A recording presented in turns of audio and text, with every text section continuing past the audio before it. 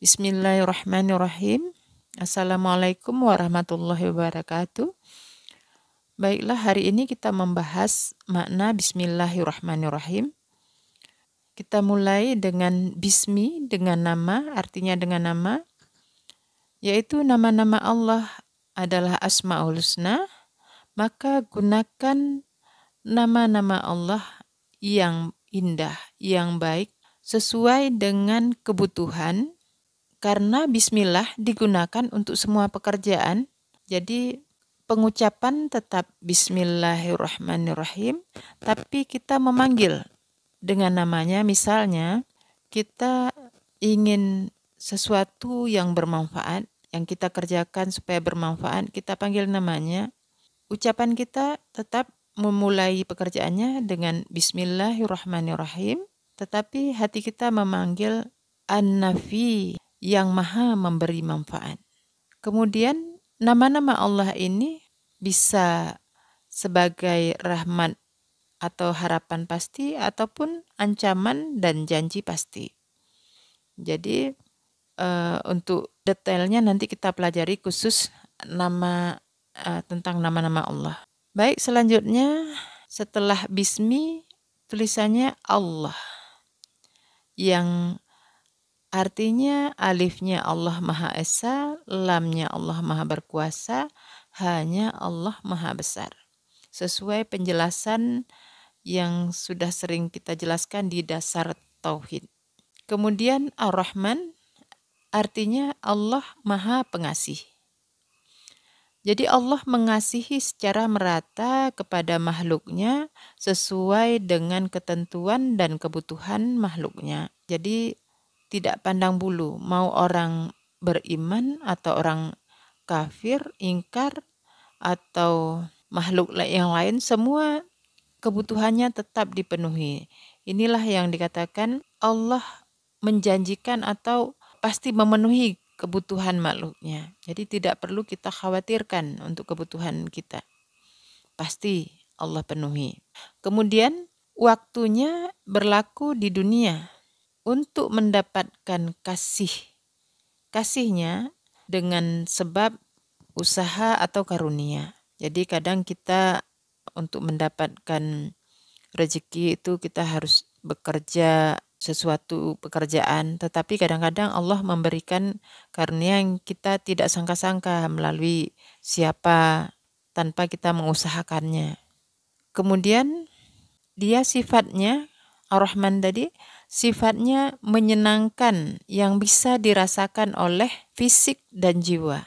Misalnya makanan yang membuat kita merasakan kenyang atau kuat setelah makan, dan jiwa kita menjadi senang dengan pemberian tersebut. Kemudian sifatnya tidak dapat ditolak. Jadi kalau yang Maha Rahman memberikan sesuatu karunia, maka dia akan menjadikan orang itu merasa butuh.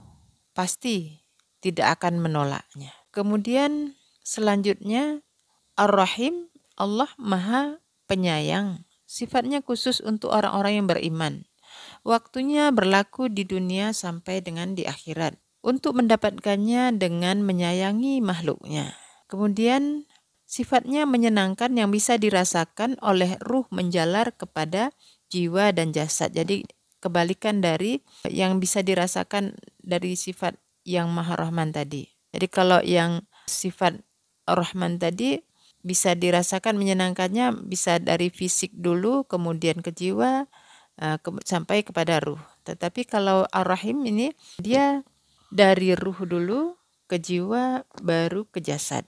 Jadi di dunia ini berlaku hukumnya kasih sayang. Sebenarnya yang kita cari kasih sayang. Jadi hukumnya juga berlakunya kasih sayang.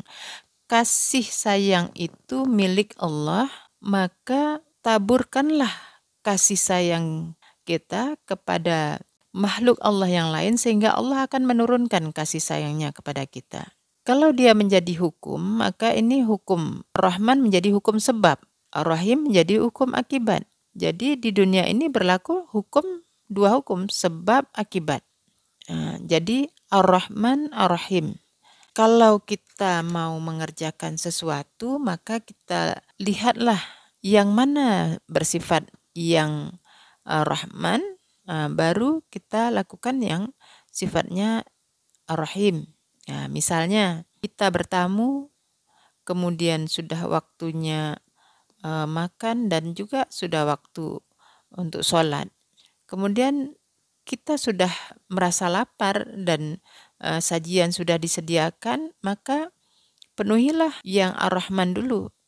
Makan dulu baru kerjakan sholat karena tadi sudah butuh. Itu untuk semua. Jadi semua kegiatan yang di dunia ini berlaku Ar-Rahman Ar-Rahim, maka dahulukan Ar-Rahman baru Ar-Rahim. Kalau itu menjadi hukum, dasar hukum. Jadi untuk mendapatkan kasih sayang Allah, inilah yang sebenarnya kita cari. Di dunia ini tujuan yang kita cari adalah kita mencari dan mengumpulkan kasih sayang Allah. Untuk kita bawa ke akhirat nanti. Untuk mendapatkan kasih sayang Allah, kita taburkan kasih sayang kita kepada seluruh makhluknya. Ya, apakah manusia ataukah hewan, semua punya rasa. Yang hidup itu semua punya rasa. Maka berilah rasa yang menyenangkan, maka pasti Allah akan memberikan rasa yang menyenangkan kepada kita.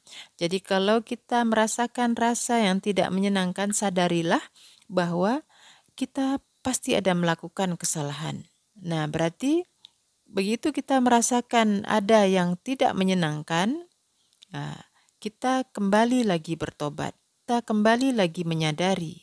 Inilah pembahasan kasih sayang Allah yang kita cari. Semoga kita mendapatkan rahmatnya.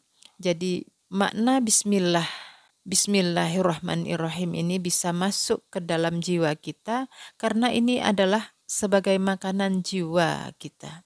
Jadi Bismillahirrahmanirrahim dimaknai kemudian kita lafadzkan berulang-ulang, maka insya Allah jiwa kita akan cukup makan sehingga kita tidak akan mengalami kekurangan makan di akhir zaman ini.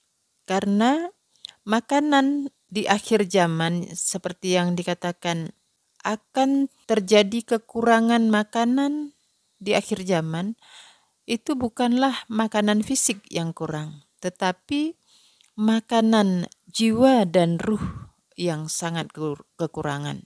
Sehingga terjadi banyak kematian adalah kematian ruh dari orang itu. Nah, inilah yang kita harus luruskan supaya jangan salah paham. Demikian, semoga bermanfaat. Assalamualaikum warahmatullahi wabarakatuh.